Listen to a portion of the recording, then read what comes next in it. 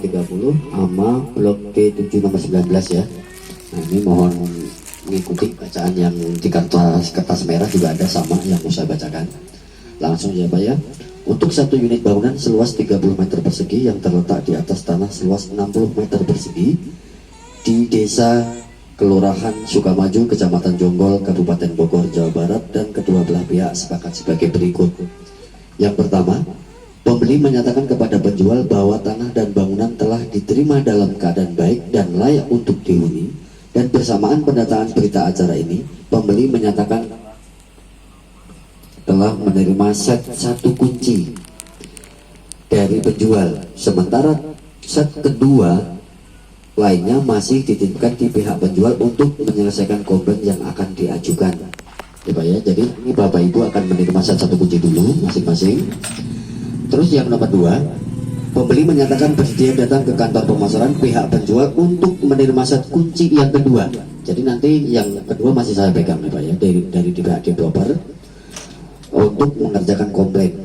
Itu pun kalau ada, harapan saya nggak ada ya Pak ya. Tapi tidak menutup kemungkinan kalau Bapak Ibu sudah menaruh barang apapun bentuknya, berapapun harganya, saya harap Bapak-bapak atau Ibu langsung inisiatif ngambil kunci ke kantor.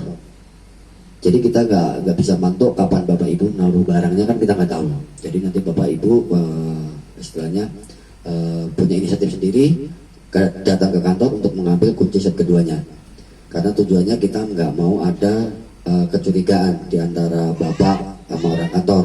Nanti takutnya Bapak naruh barang kok hilang, dan nanti Bapak bisa asumsi kan kunci masih dipegang developer. Nah itu kita nggak mau ya Pak ya. Lanjut yang nomor 3, pembeli menyatakan bersedia menerima dengan baik jaminan pemeliharaan selama 90 hari atau 3 bulan sejak ditandatangani berita acara di masing-masing bukunya Bapak ya, di berkasnya Bapak. Apabila jaminan tersebut mengalami perubahan yang dilakukan oleh pembeli dan menjadi faktor kerusakan tanah atau bangunan, maka pihak penjual tidak bertanggung jawab atas kejadian tersebut dan menjadi tanggung jawab pembeli. Jadi nanti rumah Bapak Ibu ada masa garansinya 3 bulan itu untuk ngeklaim istilahnya kendala di rumah Bapak. Contoh kayak tembok retak, atap bocor, listrik konslet, kayak begitu ya Pak ya. Mungkin tadi Bapak sudah mendengarkan paparan saya. Di sini ada tembok retak itu ada 2 versi ya Pak ya, yang kita tanggapin.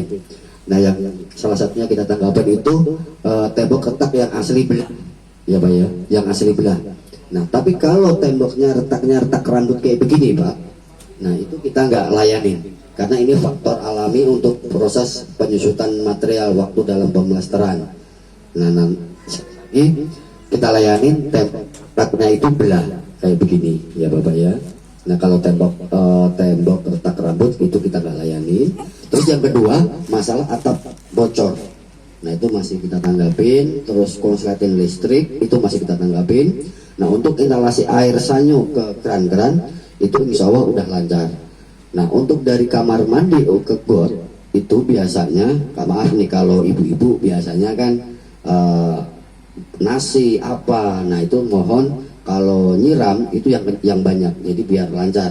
Itu yang ketiga. Yang keempat masalah saluran ke sepiteng itu udah uji juga, udah normal. Tapi biasanya kalau cewek, maaf nih kita nggak usah jelaskan proses-prosesnya itu ya.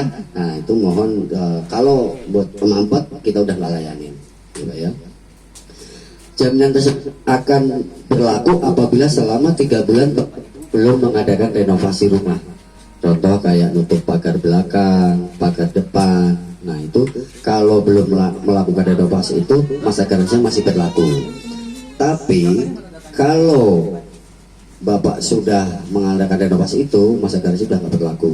Walaupun Bapak Ibu mau komplain sehari 4 kali telepon ke kantor, itu pun nggak bakal kita tanggapin. Ya, kalau berhubungan kalau pagar belakang sama pagar depan. Tapi kalau untuk sapi tank itu tidak. Itu boleh-boleh saja karena apa? Belum menyentuh fisik bangunan yang udah ada. Itu nggak masalah. Terus untuk kekuatan sapi tank itu 1 kali 1, jadi ketemunya 1 kubik ya Pak ya.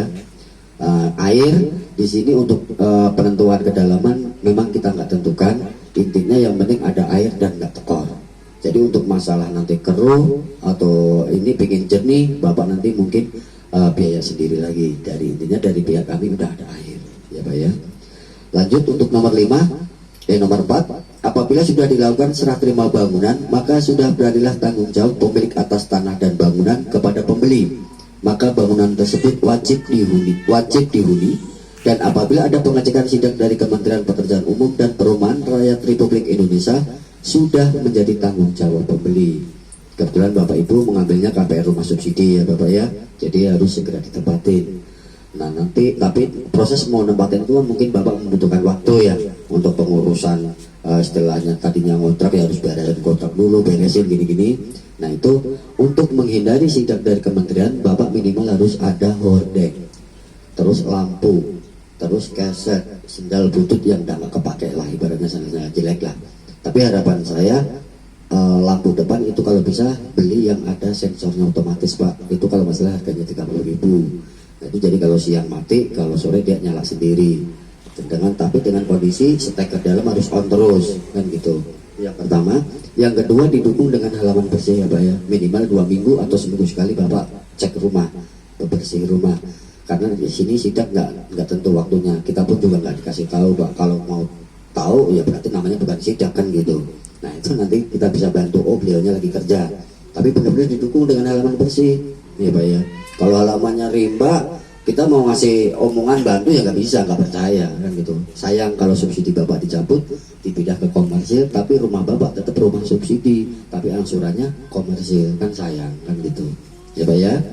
Lanjut yang nomor 5, khusus pembeli KPR subsidi wajib mengikuti dan menaati peraturan pemerintah dan perbankan mengenai kepemilikan rumah subsidi.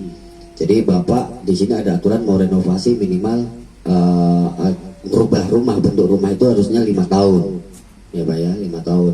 Tapi kalau untuk nutup belakang, depan itu nggak masalah, tapi harus ngikutin sesuai standar aturan. Belakang tinggi 3 meter, depan pagar itu 150, maksimalnya 180 ya Pak ya, itu boleh. Terus depan ini nggak boleh maju, nggak boleh mundur ya Pak ya. Tapi kalau cat pengen dirubah silahkan. Pintu mau diganti yang bagus silahkan. Kusen mau lebih ganti yang lebih bagus lagi silahkan. Tapi bodi ini nggak boleh maju, nggak boleh mundur. Dan Bapak nggak usah, oh tembok saya pengennya dikasih batu alam, itu keramik biar kelihatan elegan. Jangan. Itu selama 5 tahun. Tapi nanti setelah 5 tahun Bapak mau bongkar, mau urusan Bapak ya Pak ya, kata ikutin KPR subsidi ya Pak ya. Nah nanti sehubungan dengan renovasi, nanti Bapak Ibu bisa koordinasi dengan langsung dengan Pak Yusuf sebagai project manager di sini, atasan saya di sini ya Pak ya. Nanti semua beliau yang memutuskan dan gitu. Lanjut ke nomor 6, pembeli menyatakan kepada penjual bahwa pembeli bersedia mengurus IMB dan membayar retribusi IMB di Pemda setempat untuk setiap penambahan luas bangunan yang akan dilakukan.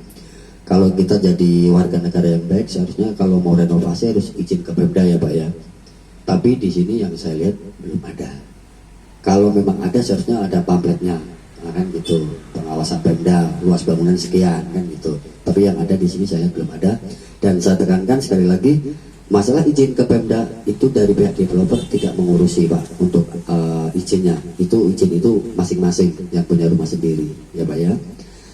Lanjut, yang nomor 7, listrik kekuatan 1300 ya Pak ya, sama untuk subsidi atau komersil itu sama. Jadi untuk kekuatan AC, sanyo, kulkas, TV, sentok insya Allah masih mampu Pak ya. Sama token, nah, nanti bisa dipaparkan oleh beliau Pak Yusuf.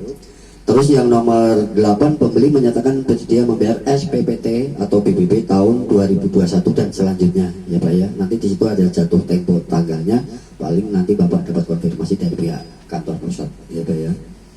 Terus yang nomor 9, terhitung sejak telah ditandatangani berita serah terima, maka segala keuntungan maupun kerugian atas tanah dan bangunan telah menjadi milik pembeli, dan pembeli membebaskan penjual dari segala kewajiban apapun ya Pak ya. Dari anjuran PUPR pemerintah itu mengadakan program rumah subsidi luas tanah 60, luas bangunan 30. Itu sesuai standar kita laksanakan apa adanya. Jadi kita nggak ngurangin beban apa istilahnya rumahnya ya Pak ya.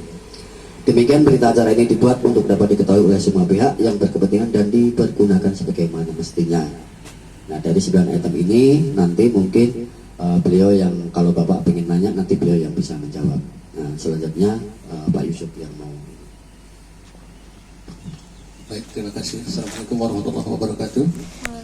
perkenalkan Bapak, nama saya Simon Yusuf, saya sebagai manajer proyek di Sukmaindah, dan staf saya Bapak Han sebagai site manager, beliau yang lebih berperan di lapangan. Jadi terkait kondisi lapangan nanti bisa koordinasi dengan Mas Han atau bisa langsung juga ke saya. Saya hanya menegaskan terkait untuk token listrik. Jadi token listrik itu memang kan kebetulan dari pihak PLN ada penambahan biaya token sebesar 600 plus 20.000 yang standar. Jadi nanti kalau di dalam nilai rupiah itu 620. Tapi kalau dikonversi ke KWH jadi 400,16,7 km watt per jam. Jadi KWH itu. Nah itu jadi nanti kalau Bapak tanya, kok saya bayar 500 tapi kok di sini cuma 400 sekian, itu KWH-nya, bukan rupiahnya yang di meteran nanti. Nah jadi 620 itu pihak developer memberikan subsidi sebesar 120, jadi Bapak cukup membayar 500.000. 500.000 pun bisa dibayar 2 kali atau bisa sekali. Kalau dibayar 2 kali hari ini berarti membayar sebesar 230 plus pompa air 270. Nah di sini kenapa kita ada pompa air itu terpisah? Kondisi bangunan di belakang masih terbuka, jadi tidak memungkinkan kita langsung pasangkan pompanya. Jadi pompa itu kita pasang kalau memang Bapak membutuhkan dan Bapak ketika akan memasang bisa konfirmasi ke saya, akan pasang pompa, kita akan bantu sampai keluar air. Segala biaya sudah dari kami, jadi tidak ada biaya apapun untuk penambahan pemasangan pompa dengan posisi standar ya. Kalau seandainya Bapak ingin pasang pompanya ke dalam, berarti ada penambahan pipa, ada pemandaan material, dan situ akan kena biaya lain lagi di situ. Nah, kemudian pompa itu nanti Bapak bisa bawa, nah itu senilai 270. Kembali lagi developer memberikan subsidi sebesar kurang lebih 100.000 kalau saya. Pompa itu harganya 430, tapi cuma dibebankan ke konsumen hanya 270.000. Bulan depan kalau untuk bagi Bapak yang nyicil, berarti untuk kekurangan listrik itu sebesar 270 lagi Pak ya, plus iuran lingkungan sebesar 50.000. Nah, iuran lingkungan itu berlaku untuk baik sejak serah terima, rumah dihuni atau tidak dihuni itu wajib dibayarkan. Nah, tapi bulan ketiganya nanti Bapak cukup iuran lingkungannya aja yang dibayarkan paling lambat tanggal 10 setiap bulannya. Bisa ditransfer atau cash langsung datang ke sini. Nah, untuk terkait renovasi, jadi kami harapkan Bapak sebelum renovasi konfirmasi ke saya. Yang developer saya akan menerbitkan surat izin renovasi. Nanti kita akan tunjukkan batas tanah belakang sampai seberapa, kemudian aturannya, ketertiban lingkungannya, kemudian apa sih yang Bapak kerjakan, tenaga kerjanya ada berapa orang, biar bisa dikoordinasikan dengan pihak keamanan. Itu. Karena di sini kita sama-sama untuk menjaga lingkungan biar benar-benar merasa nyaman lah kita di sini. Oke, nanti kalau untuk ketentuan lebih detailnya mengenai renovasi, setelah Bapak ada yang memang ingin renovasi, nanti saya jelaskan lebih detail di situ. Hal-hal lain mungkin ada yang ingin ditanyakan dari Bapak?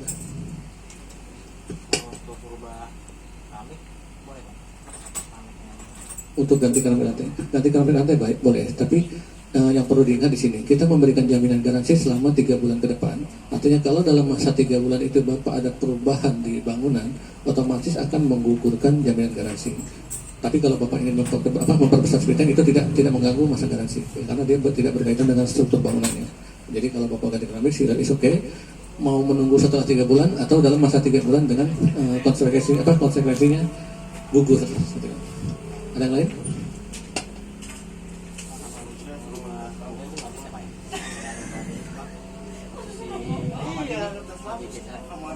Ya, di standar sekarang dipindah ke belakang itu boleh, nggak masalah.